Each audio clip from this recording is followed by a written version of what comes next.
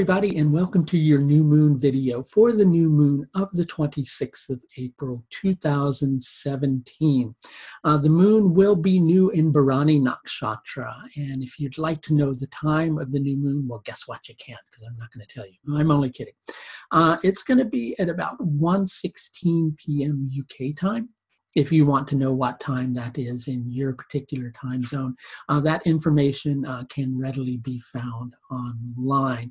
And while we're on the topic, if you'd like to know a little bit more about what this particular new moon cycle is going to be about for you personally, please do feel free to visit my astrological services page. You should see a link up above where you can do so. So let's talk a little bit about Bharani Nakshatra and see if we can have an understanding of what this particular energy is all about. Bharani Nakshatra, just like all the other nakshatras, has a specific power that's connected to it. And the power that's connected to Bharani Nakshatra is kind of spoken of in two different ways. One way is the power to cleanse and remove impurities. And the other way is to take things away. And really, on a certain level, it's both of those things. Things are taken away because they no longer fit in our life. Bharani Nakshatra equally is connected to Yama. And one of the associations of Yama, even though Yama has many more responsibilities of this, is as the god of death. But another thing that he does is takes souls when they're in between lifetimes, and basically helps them to reflect back over their previous life that they have just finished, and prepares them for a new lifetime. So it's about moving on from one thing so that you can move on to something new. And as that is happening, it's about getting rid of all those things that don't work in the process. And there's definitely a large amount of that going on with this particular new moon cycle. And the change that you're looking to create, the shift that you're looking to create, it's beginning to feel like things are reaching a crescendo. And the desire to make a shift has been building up for quite a while. And now it's really beginning to feel like, you know what, I've been kind of considering things about this for a really long time and not really knowing what the appropriate thing to do is. But now I'm beginning to feel pretty darn certain that it's absolutely right and appropriate to make this shift. And as this is happening, the desire has been building up because we've got some other aspects going on in the background that I'm going to talk about in a moment that are making things, well, kind of feel a little bit passionate in terms of needing to make the changes that are at hand. But the only thing is that really you could use to do a little more fact-finding or data gathering in order to have a little more understanding of the situation that you're dealing with, so that when you go to make a change, you're not kind of taking some stupid steps along the way, which could have the potential to kind of come back and make you revisit some things, or maybe go back over old ground one more time, two more times, or even three more times, right? And so you want to make sure to get it right, even though you may be tempted to kind of take action, take it brashly, and take it right now. So what's kind of behind all that? Well, in the background, while all this is going on, at the time of the new moon, there's an aspect from Jupiter to the moon. And because Jupiter is in Chitra Nakshatra, there's a couple of different angles on that. With Chitra Nakshatra, there's always a desire to do something in a big way, right? And with Chitra Nakshatra, it's also about following our heart and following where our ethics are. But when Chitra Nakshatra isn't really functioning well, sometimes we end up kind of taking a wrong turn here and there.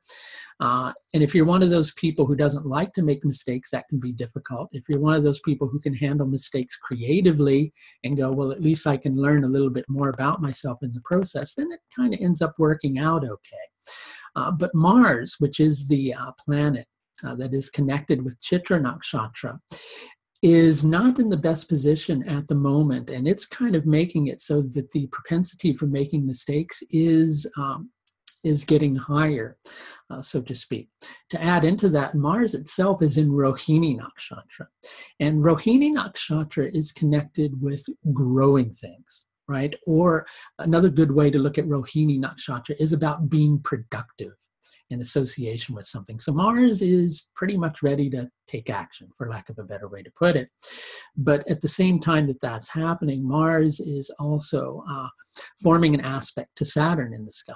And we've got Saturn in Mula Nakshatra. And where Mula Nakshatra is associated, there can be a tendency to proceed blindly and to push and push and push up against the resistance because you've got this desire to really make a change. And you're feeling like it's absolutely right and appropriate that you do. And you know what? You're right. It is absolutely right and appropriate that you take action, but you need to not do anything too brash right now. You need to maybe take baby steps in the equation. It might be the best thing to do. Ketu, which is the supportive factor behind Mula Nakshatra, is itself in Shatabhishak Nakshatra. And it can make it so that you're not really seeing things as clearly as you might like to, in tandem with what we were talking about with Jupiter before. And mixed into all of this as well, just to throw another planet in the mix, you've got Venus in Uttara Bhadrapada Nakshatra. Uttara Bhadrapada Nakshatra likes to show us where we're wrong. And it can do so in a no-holds-barred manner. The thing is once it's shown us where we're wrong, it's equally going to give us the passion and the desire to turn things around and make a shift. And that passion that's connected with Venus in Uttara Bhadrapada Nakshatra is part of what is feeding this frenzy of feeling like the time to take action is now and you can't wait any longer. But again, we've got some difficult support behind that Venus. It's going to make it somewhat of a learning process. So, try not to get frustrated with yourself. It's absolutely right and appropriate that you begin to take steps. But if those steps don't work out absolutely positively correctly, don't see things in such a negative light. Be willing to be humble and learn from the experience. What doesn't work, get rid of it. What is working, begin to move on with that because, hey, that's all a part of the cleansing and removing impurities process. And give things some time and you'll be able to make the shift that you're really wanting to make and have been wanting to make for quite some time. But you know what? There's still a little more reflection on the particular situation that is necessary. So give it some time, take some baby steps for now, learn from the experiences when things seemingly go wrong, and recognize that perhaps they're not going wrong, perhaps they're going absolutely right, and you just need a little more time. As I mentioned, if you'd like to know where this particular new moon is affecting you, you can please feel free to visit my astrological services page. In addition to that, I want to mention to everybody that I have an approaching course on Rahu and Ketu that's going to start the 6th of May.